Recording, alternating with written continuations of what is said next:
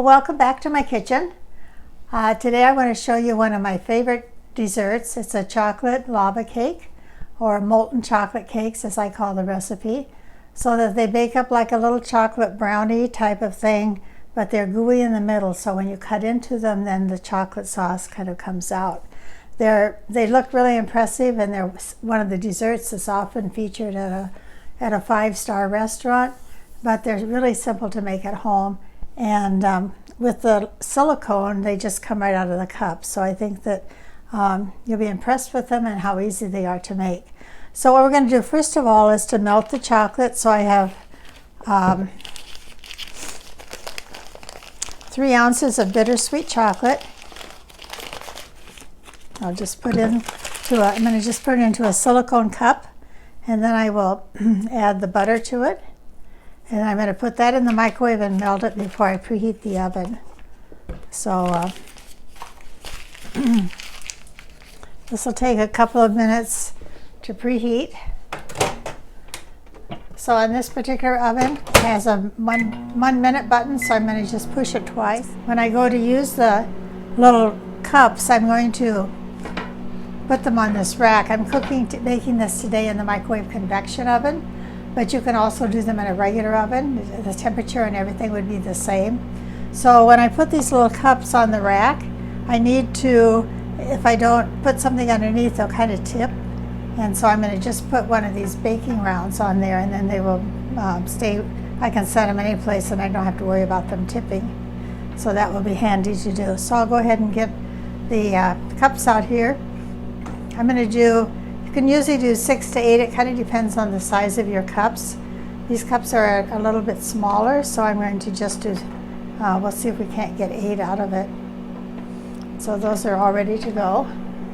And I'm going to just check the chocolate now. When I open the door, then the microwave stopped, and so I can just check it there. And this is just about melted. The butter's nice and bubbly, so I'll just stir it around. With the butter in there, then I don't have to worry about the chocolate burning if I just put chocolate in there. In fact, I don't think I really have to. That's going to melt just with a little stirring. So I'm going to just push clear, and then I'm going to push preheat and 350, and then start. So we'll get our oven preheated too. So I'll just stir this a little bit to get the chocolate all mixed in well. If I'm going to just melt chocolate to use in something and I don't have butter with it, then what I'll do is I'll put the chocolate in at about 50% power, and then it'll just gradually melt but it doesn't start to burn the chocolate. And it's also good to stir once or twice. So now the chocolate is totally melted, and the butter was very hot because it was bubbly, so the hot butter really melted the chocolate as well as the microwaves. So then I'm going to add a ½ cup of sugar to it.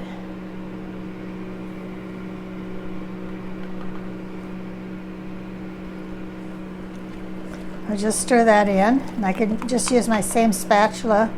It's good for stirring. And then I have a 1/4 of a cup of flour, 1/4 of a teaspoon of salt. So I have the salt on top, so I'll just put those in.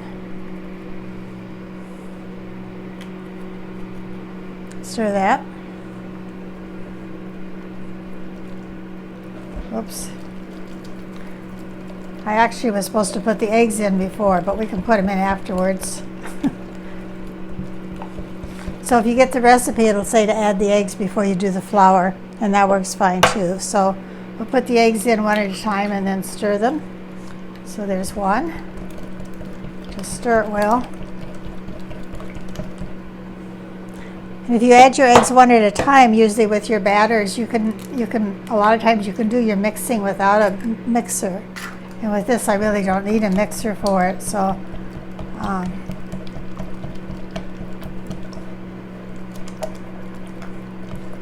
there's the second egg, so now we'll do the third one.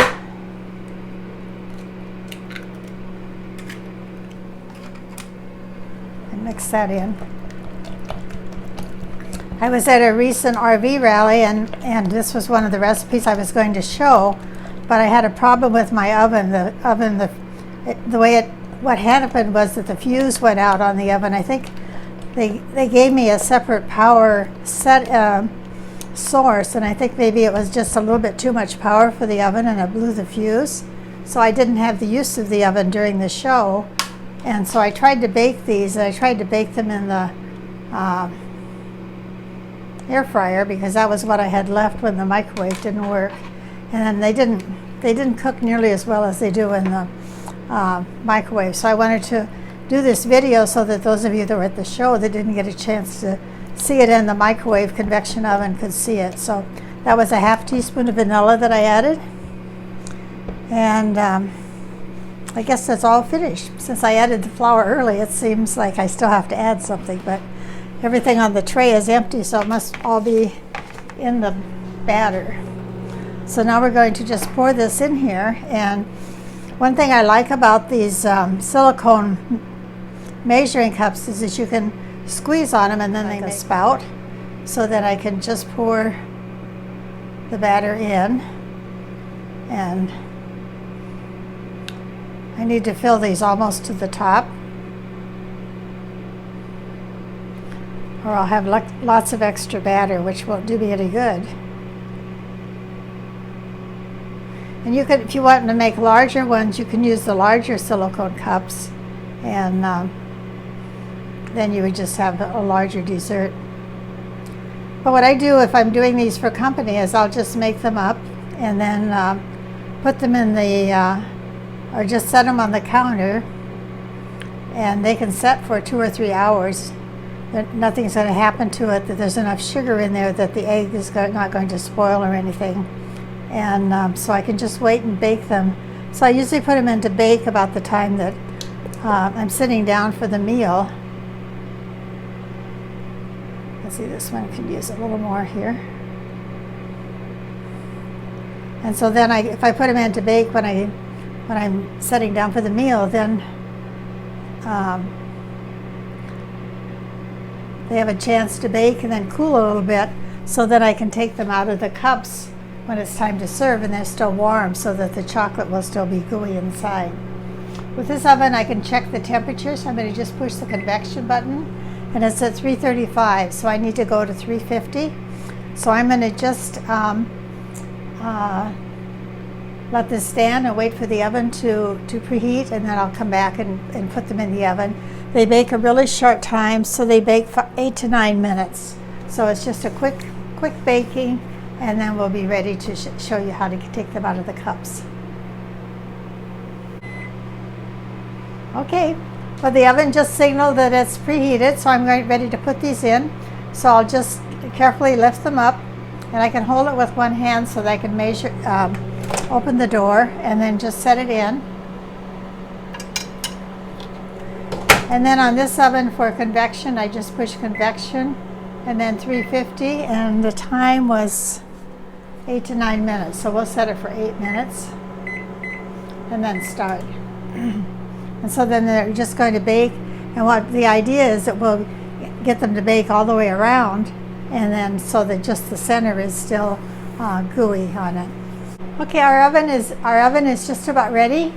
We'll hear it dinging in just a short time, and so then we'll be ready to take it out. So, of course, I just need the hot pads, which are right here. And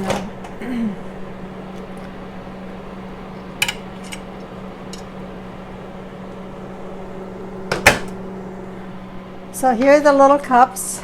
You can see they're still, they're set out at the edge, but they're still pretty gooey on the inside. And so I'm going to let these cool for about 5 minutes, just so they'll be easier to handle. What I usually do is to just loosen them up and then turn them upside down. But if I turn them upside down right now, I would have hot lava all over my hand. So I know I need to let them set just a little bit. So I usually let them set for 5 or 10 minutes, and then they're just a little bit easier to handle. Well, our desserts have had a 5 or 10 minutes here to cool, and so what I'm going to do is there's still a little gooey in the center, so I need to handle them pretty carefully. I often try to get them just a little bit more done than this, but this will be okay. So I just take and loosen them slightly from the edge. So I just bend back the edge of the silicone, and that will help to loosen the edge. And so I'm just pulling it back. You can see they're still pretty soft there. So normally if they were a little firmer, I would just put them onto my hand. But I think at this point they'll probably stick to my fingers, and then I would have a little bit of an issue trying to show you what I'm doing. So I'm going to, I usually have several of these baking sheets and they work well, so I could put one of those on, but for today I'll just use a piece of parchment paper. You could use wax paper too, just something that's not going to stick and that'll just be a little firm. So you turn it upside down and then just loosen the cup so the cup comes off, and then you can turn them back onto the serving plate. So you can see that I got a little bit of the chocolate here in the top of it, but I can put that back in, or you can just forget it too. So they're nice and chocolatey right on the top. So let's do another one. So this is how they came out of the cup. So I'm going to use this paper again. I just turn them up and then just press them a little bit to loosen them from the cup. You can kind of tell when the cup is loose because they'll be heavier in your hand and the cup will feel lighter. And so then just turn the back onto the sheet there.